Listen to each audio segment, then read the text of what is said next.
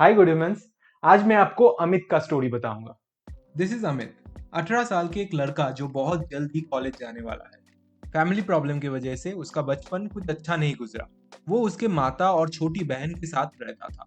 इन्हीं प्रॉब्लम्स को अच्छे से डील ना कर पाने पे वो एक बहुत ही अनहेल्दी लाइफस्टाइल लीड करता था।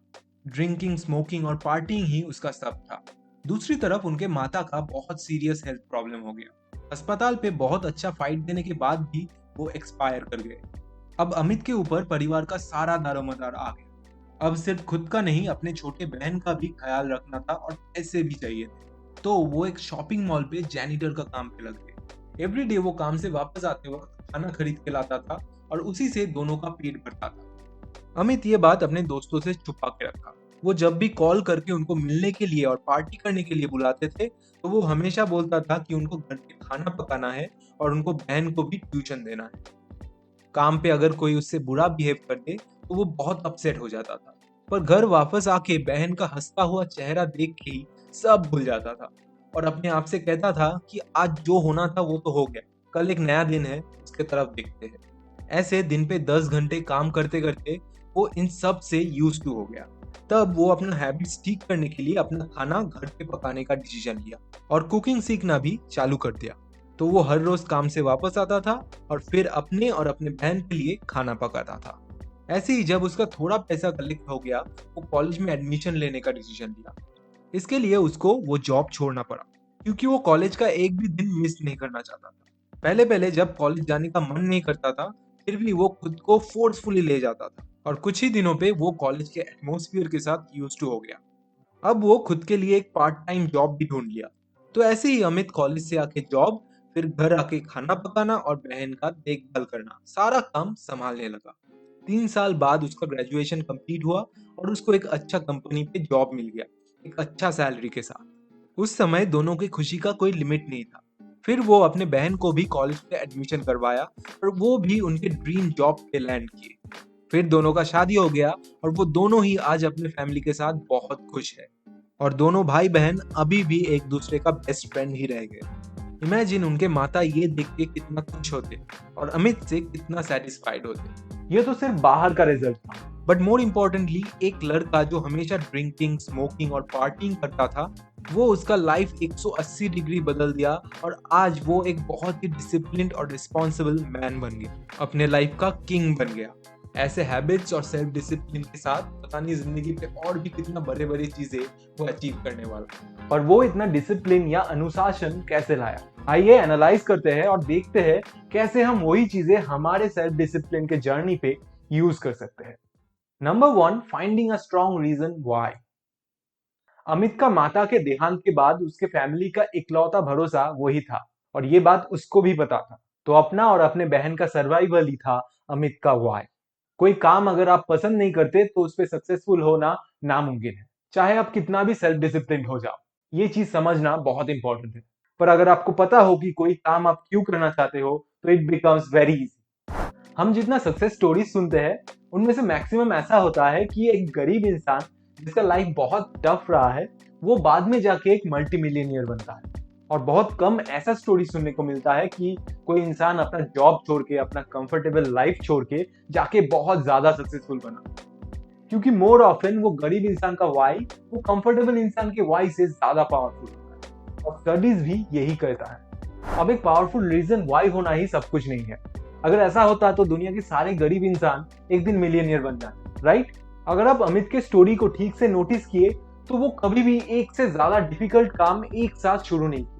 जब जैनिटर का काम से वो यूज टू हो गया तभी वो खाना पकाना स्टार्ट किया, उससे पहले नहीं। जब उसको कॉलेज ज्वाइन करना था तब वो उसका जॉब छोड़ दिया।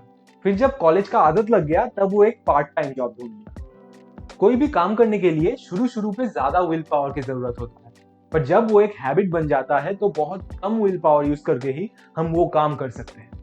फॉर एग्जाम्पल, अभी सुबह उठ के ब्रश करना शायद एक यूजुअल चीज हो चुका है। इसके लिए कोई विल पावर या किसी के पुश नहीं चाहिए। पर हम जब छोटे थे तो रिमेम्बर, हमें ब्रश कराने के लिए हमारे पेरेंट्स को कितने बार बोलना पड़ता था। तो इसीलिए आई थिंक गो हार्ड और गो होम एक बहुत ही बुलशिट एडवाइस है। कोई एक टाइम पे एक काम शुरू कर, उसका हैबिट बन जाए तो ही दूसरा काम शुरू करो, just like Amit. And this is the second step to build self-discipline in your life. Good human self-discipline is all about choosing your long-term goals over your momentary temptations. और ऐसे temptations हमेशा हमारे सामने आएगा. जब हम डाइट पे होंगे तभी कोई इंसान पिज्जा खाते हुए इंस्टाग्राम पे फोटो डालेगा. ऐसे सिचुएशंस का सामना अमित कैसे किया?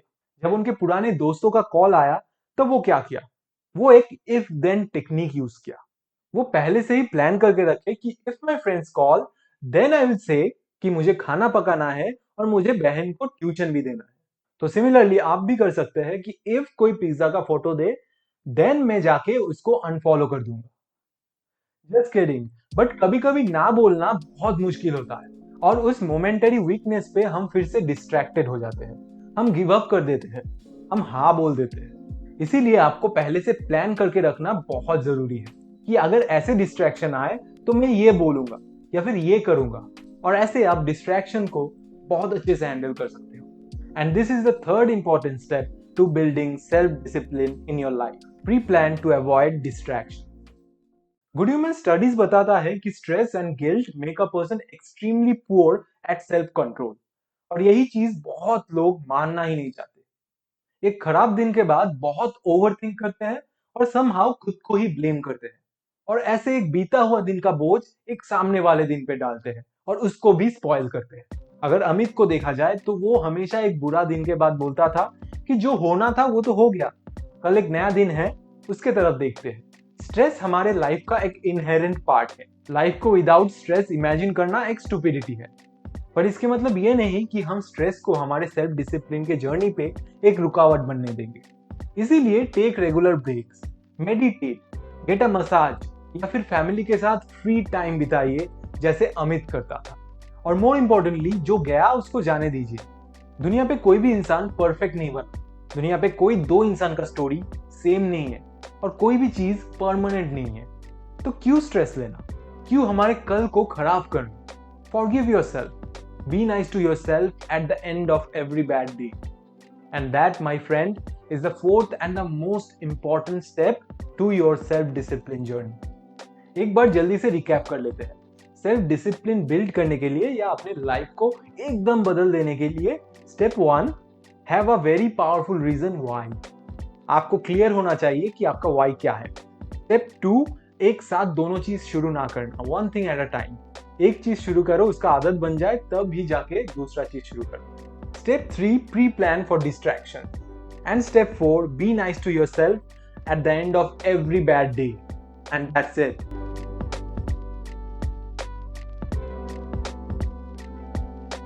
मैं शुरू पे मुझे इंट्रोड्यूस नहीं किया, तो अगर आप चैनल पे नए हो तो मेरा नाम है सत्यजीत और ग्रोन अप टेल्स पे मैं सेल्फ डेवलपमेंट को एक इजी अप्रोचेबल वे पे प्रेजेंट करता हूँ.